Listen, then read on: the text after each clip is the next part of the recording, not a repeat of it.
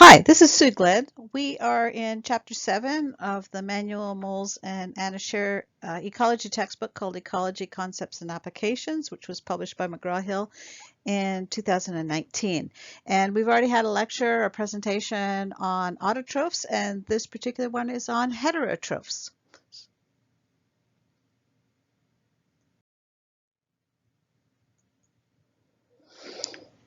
When we're dealing with heterotrophs, then they're not able to produce their own food. So what they are doing is getting organic molecules that have been produced from other living things to use not just as an energy source, but it's also their source of nutrients, and specifically carbon is a major one.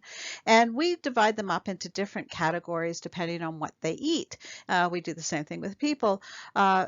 Or herbivores obviously feed on plants, but you could also have specialized types of herbivores that eat on certain types of plants. So this is just a very broad classification system. We can have carnivores that eat on animal flesh. We have obligate carnivores that only can eat animals, like your cat. But then we have others that can eat a mixture of plant and animals. And you might look at various types of um, omnivores that way. Or you have specific carnivores that are only eating certain types of other animals, like they might be insectivores that are just eating insects, or they could be piscivores that are just eating fish.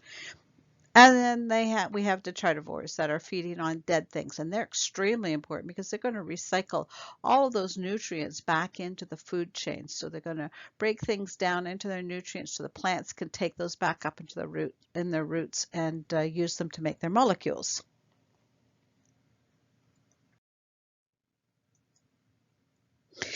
When we look at the nutrients that are around us in the world, we have to kind of pick and choose what we need to make up the molecules in our body.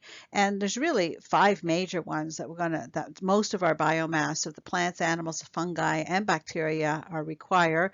The carbon, which the plants are actually getting into the food chain by taking the carbon dioxide out of the air and putting it into the sugar in photosynthesis. We have oxygen that we are pulling in from the air. We have hydrogen that we get from our air and water and food, and nitrogen that we are getting from the food. The plants got it from the soil, ultimately had come from nitrogen gas converted and put into the soil through various nitrification processes. Nitrogen is lower in plants. They're not quite as busy as we are, so they don't need quite as many enzymes to do a lot of things. So nitrogen content is relatively low in plants compared to in animals. We have a lot of protein that's containing a lot of nitrogen in the animals. Phosphorus, the same thing. So the phosphorus and nitrogen the plants are getting out of the soil and tend to be lower in plants than they are in animals. In addition, vertebrates like us, we obviously need some calcium for our bones and teeth. When we look at what the plants are taking from the soil, there's quite a wish list of things that they are going to need. And as the plant is young and growing, you can see that it's the young leaf tissue or the baby plant is really building everything from scratch. So it needs a lot more nutrients. And then the older plant is really narrowing down on the nutrients that it requires and just to maintain the structure that it has. So the older leaves require much less than the young leaves of the plant.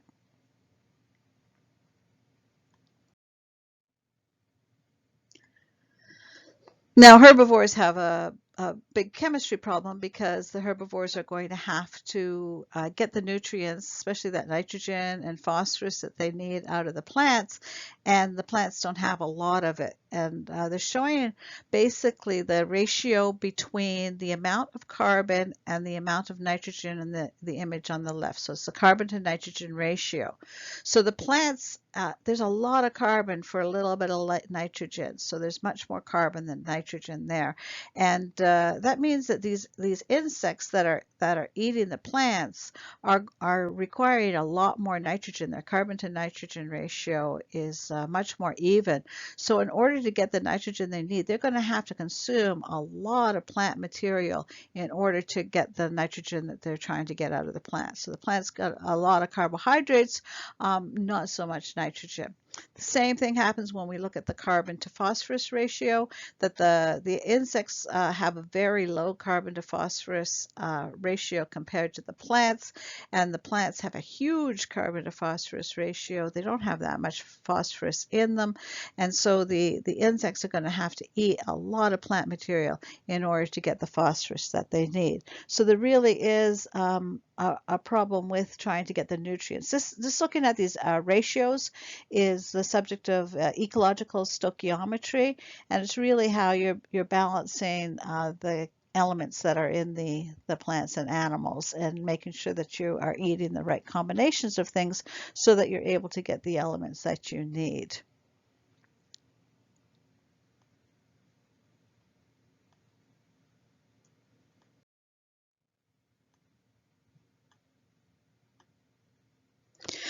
In addition to just being able to consume the amount of plant material you need, the plants don't necessarily want to be consumed. So the plants have a lot of physical and chemical defenses. They might be thorny, so that it just might be difficult to eat them. They might have chemicals in them that are difficult to digest, something like cellulose or lignin, which strengthens the tissue, but it's also very difficult to digest cellulose and lignin. Most animals can't digest either of those, and then some can, like your horses and your cattle, your rabbits.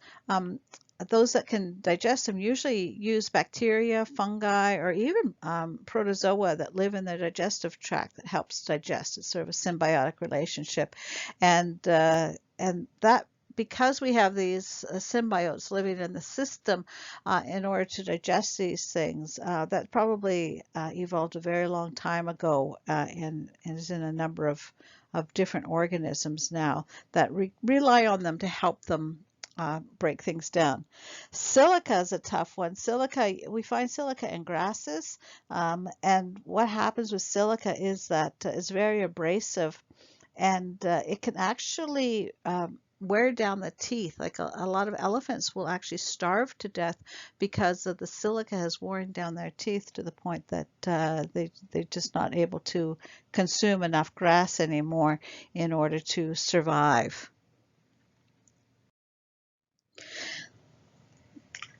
This is figure 11 out of the chapter, and it's looking at the carbon to nitrogen ratio in different types of plant tissue. So if we're looking at the carbon to nitrogen ratio in the trunks of trees, there's a lot of carbon for every little amount of nitrogen that we have. And that means you'd have to eat a lot of trunks of trees, a lot of wood, in order to get any nutritional value out of it beyond the carbon. So even if you could break down the cellulose and lignin, being able to get much else out of that is going to be very difficult. The branches, you can see, has a lower carbon to nitrogen ratio, so you find a little bit more nutrient value in addition to the carbon in the branches. And then the needles are obviously the lowest carbon to nitrogen ratio. And the needles actually have, this is looking at the pine tree trunks, the pine tree branches, and the pine tree needles. The needles are quite similar to the carbon to nitrogen ratio in plants that are growing on the forest floor. So when we're looking at herbaceous plants, these herbaceous plants are plants that are not woody, so they'll die back in the wintertime. They'll either die, set seed like an annual plant, or they could be a non-woody perennial like your dandelion in the garden, which dies back for the winter, but the root's still alive underground and it'll sprout back from that root in the springtime.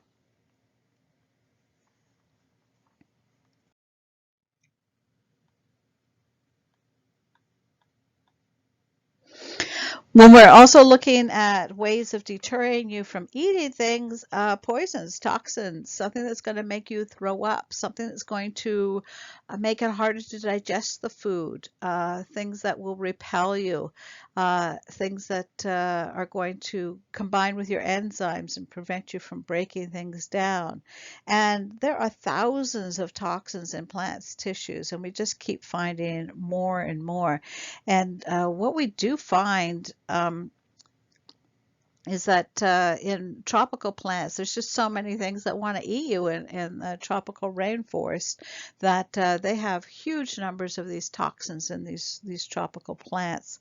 And a lot of these are alkaloids. And alkaloids is an amazing group of chemicals that are found in the plants and probably have the advantage of making the animals sick, or they might taste bitter, so the animal is not likely to eat it when it munches on one leaf. It says, I don't want any more of that.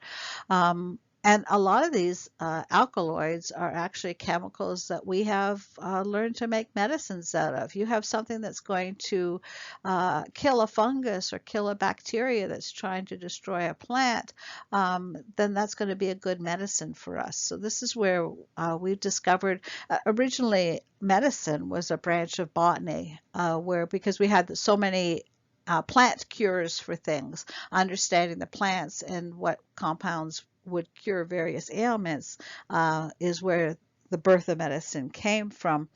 And we can find that high numbers of these toxins in tropical rainforest plants have actually been useful. We've found things that we can actually make medicines out of in those. Phenols and tannins. If you go down to the Pine Barrens in New Jersey, you notice the water is that tea color. Those are the tannins in the water. They reduce your ability to digest the carbohydrates in the food that you're eating, which is obviously you're not going to choose eating something that you're not going to get as much useful value from. Oh, this is cool. This is looking at the proportion of temperate plants and tropical plants that have toxic alkaloids in them, and those alkaloids are really good defenses against being eaten. So if we look in the temperate areas, we can see somewhere around 16% of the temperate plants will have alkaloids in them, whereas somewhere close to 35% of the tropical plants will have alkaloids in them. One group of plants that we use quite regularly that have a lot of toxins in them and is in the family of the Solanaceae. That family includes tomatoes and potatoes. And if you eat tomatoes and potatoes, the tomato is fine to eat, the potato is, but the rest of the plant is not. It is filled with alkaloids. It'll make you sick. So the rest of the plant is toxic. You can't eat potato leaves or anything like that. Another plant that is in the Solanaceae is tobacco. And we know that there's a lot of alkaloids in there, including nicotine, which is actually used as a herbicide. Some insects have evolved a resistance to some of these toxins. There are bugs that can prey on, that can eat tobacco plants because they're able to break down the nicotine. The milkweed plant has toxins in it, and the monarch butterfly is able to lay its eggs on the milkweed, and the caterpillars will take those toxins and sequester them into the vacuoles in their cells so that it won't hurt the caterpillars.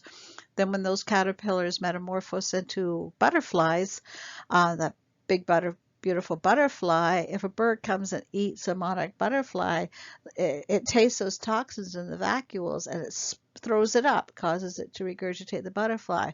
And it'll remember that beautiful black and orange butterfly tasted terrible, and it'll never eat another one again. So it's a really good prey defense.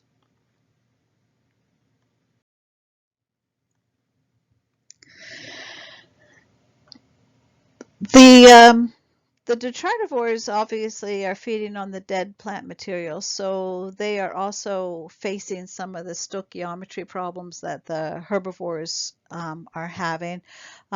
they're extremely important because they're going to be returning the soil nutrients from the dead organic material. So we have them to thank for the fact that we're not up to our eyeballs in dead things around us.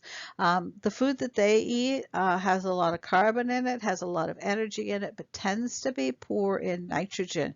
If we look at dead leaves, they might have about half the nitrogen content of living leaves. And the longer the leaf has been lying on the ground, the nitrogen has leached out of it. So fresh detritus can have more nutrients than stuff that's been sitting around. The problem with the fresh detritus is it still has all those other chemical defenses in it. So it's maybe a little harder to break down right away because the detritivores are up against these toxins. This is looking at leaves that have fallen on your lawn in the fall, and we can see the nitrogen content in the living leaves is much higher than the nitrogen content in your dead leaves. Now, what you should do though when the leaves fall is not to rake them up right away. Let the detritivores break them down, and some of that nitrogen is going to go back into your soil. It'll help your garden, your trees, your lawn, and then you don't have to fertilize. If you don't like the look of the leaves, you want to rake them up, what I do is rake them into the garden, let them decompose over the winter, and that way all those nutrients go into my garden soil. And what you're left with when the earthworms have finished with breaking down your leaves, you've got beautiful topsoil then. So don't bag that stuff up, don't give it away. That's valuable nutrients and will help your garden and lawn. Prey don't want to get eaten either. So we're going to be talking about carnivores.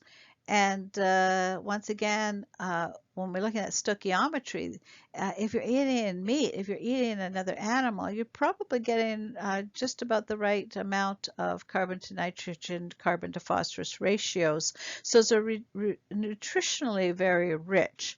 But obviously prey does not want to get eaten.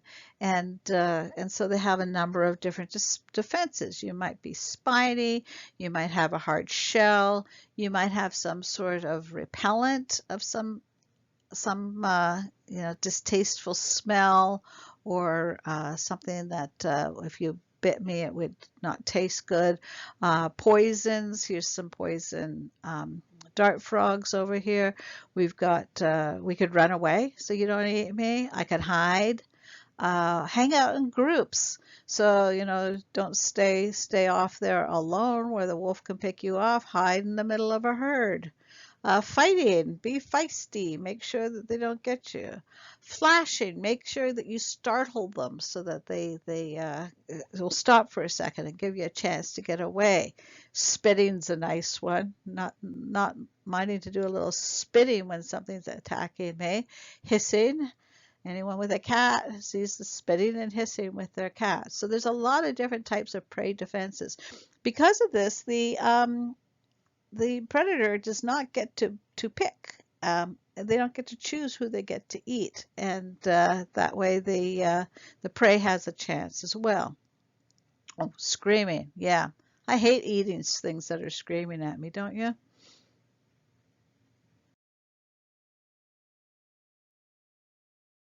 Sometimes animals that have a really good defense, like a poison, like those poison dart frogs, will have bright, colorful patterns like the monarch butterfly does to warn you, if you eat me, you're going to throw up or you're going to die. This is a bad thing, and I will warn you so that you know what I look like. So if you've ever tried to eat one of my species before, you've already got an idea to never touch something that looks like this. And that way you've got this nocturnal animal. You'd think it would not want a big white stripe on its body, so it could camouflage better, but you see one of these cats out there with the big white stripes and you know, uh-oh, I'm in danger of something really stinky, and you will stay away from it, so you're not going to attack that. Now some people's dogs are smarter than others and learn from this, and others just don't seem to learn. This is called aposematic coloring. Excuse me. Aposematic coloring, and it's really a warning. And there's usually when you see these color patterns, there's usually really bright contrast. It's really easy to see. So you think about the skunks with the black and white. Think about bees and wasps with the yellow and black, really clear bands. Poisonous snakes are often very colorful. Poisonous butterflies are very colorful.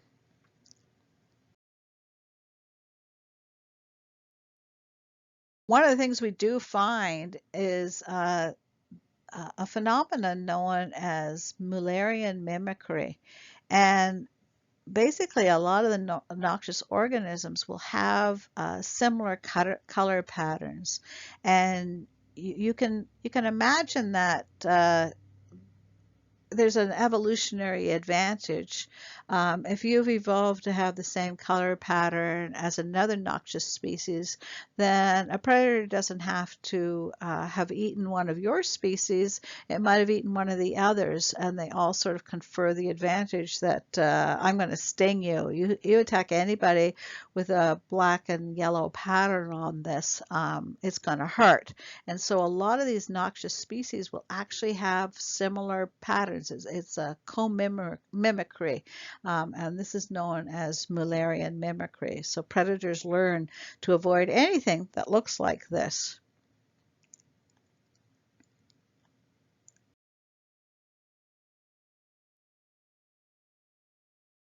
Because that is such an evolutionarily powerful advantage, there are some species that mimic noxious species, and that's known as Batesian mimicry. And so that's a type of mimicry where a harmless species it looks like a noxious one. For instance, king snakes look like coral snakes. These little hoverflies look like wasps, even though they are not. They don't have a stinger, but you see this little fly with the black and yellow patterns, and you're going to leave it alone.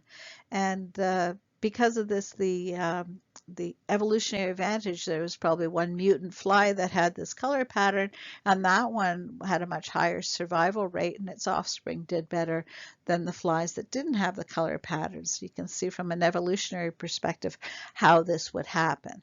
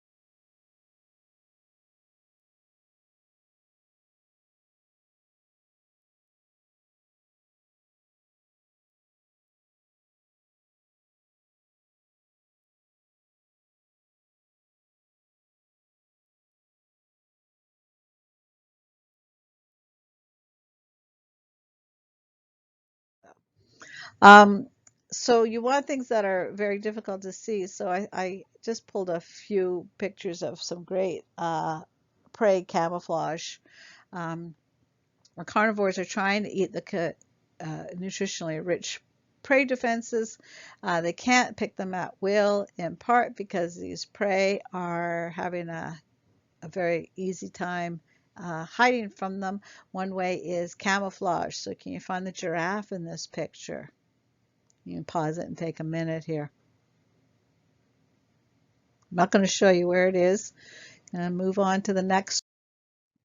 This is it's called a satanic leaf-tailed gecko. And he's not only good at mimicking that he's a leaf, but if a predator comes and grabs him by the tail, it'll just break off so that it can still run away. And that way, the predator hasn't caught the whole guy. Okay, this one's going to take you a minute. You might want to pause to take a look at the pika, the American pika. These guys remind me of Pikachu. This is what Pikachu is named after. You got to look closely for this guy. He's found in high mountain areas in Canada and the US in the West.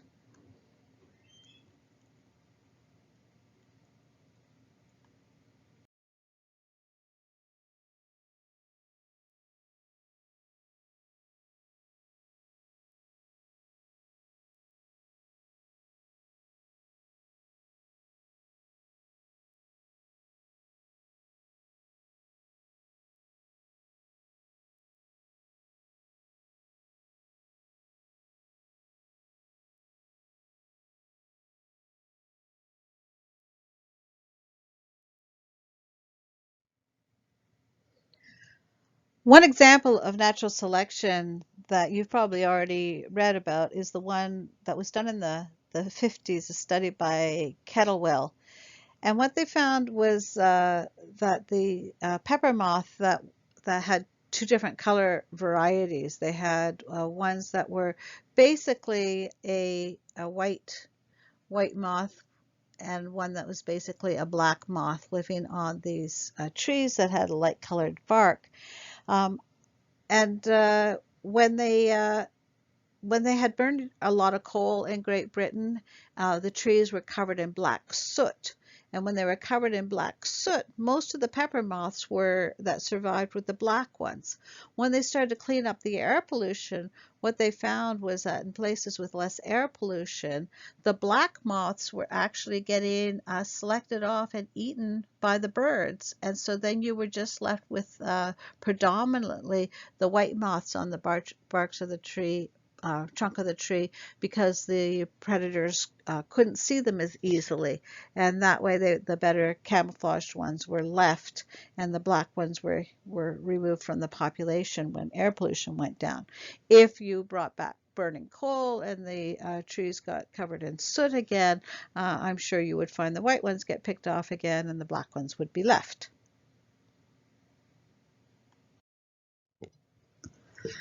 It's not just the prey that have been selected to hide really well. The predators obviously don't want to get seen by the prey and scared away, so the predators are able to hide as well.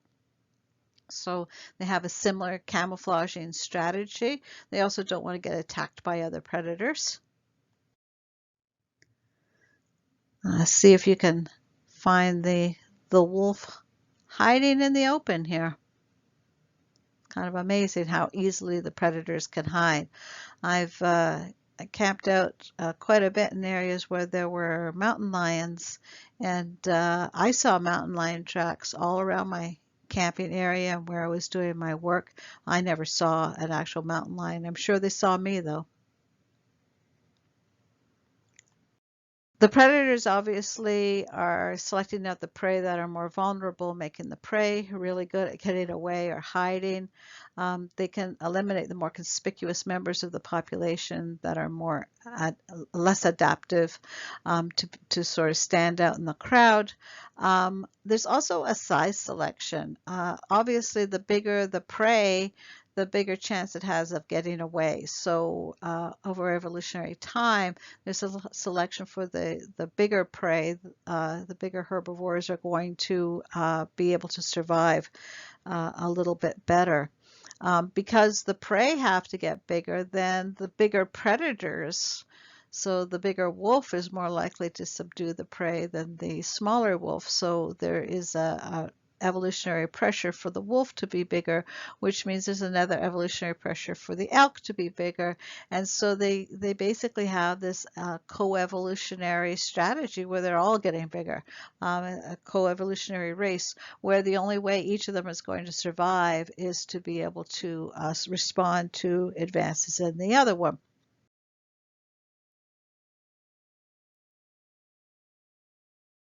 And so this is known as the Red Queen hypothesis, which is not discussed in your textbook, but it's using the Red Queen from Alice. And in Alice, it says, at the top of the hill, the Red Queen begins to run faster and faster. Alice runs after the Red Queen, but is further perplexed to find that neither one seems to be moving. When they stop running, they're in exactly the same place. Alice remarks on this, to which the Red Queen responds, "Now, here, you see, it takes all the running you can do to keep in the same place."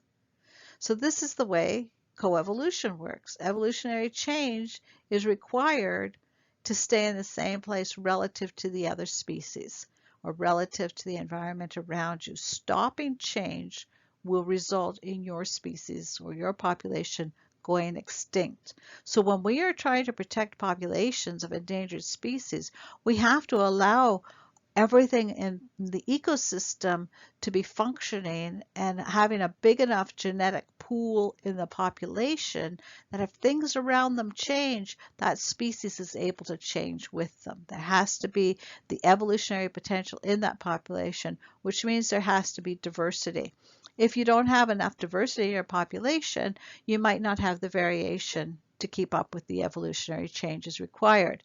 And another thing to point out is that if you have an isolated population, it's going to get inbred. It's not going to have very much variation. So you need gene exchange, you need gene flow between populations in order to allow them to keep up in an evolutionary sense.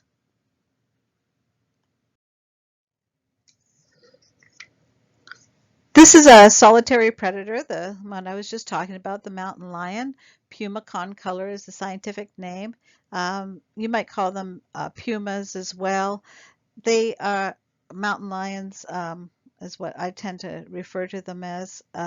There's a subspecies in Florida that we call the Florida panther. It's exactly the same species, just an isolated population there. They range from the northern Canada up way up in the Yukon next in Alaska, all the way down to the tip of South America. So they have a huge range, and we find that their size changes across that range. So what we found that in the high latitudes up north, they tend to be bigger, and when we get down to the warmer tropical areas, they tend to be smaller.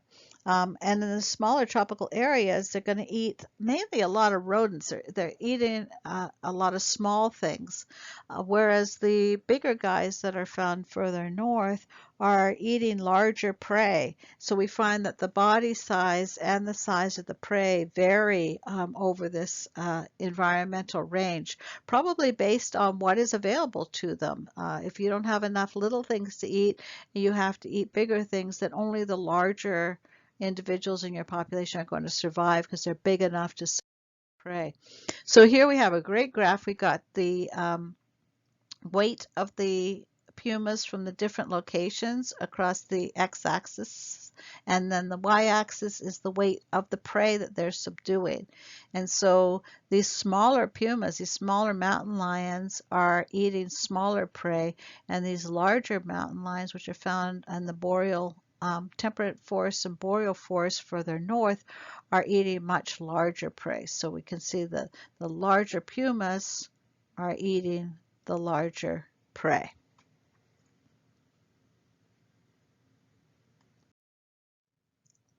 So we've just finished section 3, 7.3 of this chapter. There's some really good questions, concept review questions at the end of this chapter, so take a look at them. I'm going to read them to you right now. Why do pumas face fewer challenges from the perspective of stoichiometry compared to herbivores such as deer on which they prey? We talked about that at the beginning of this section. Compare the dietary challenges associated with being a detritivore versus a herbivore.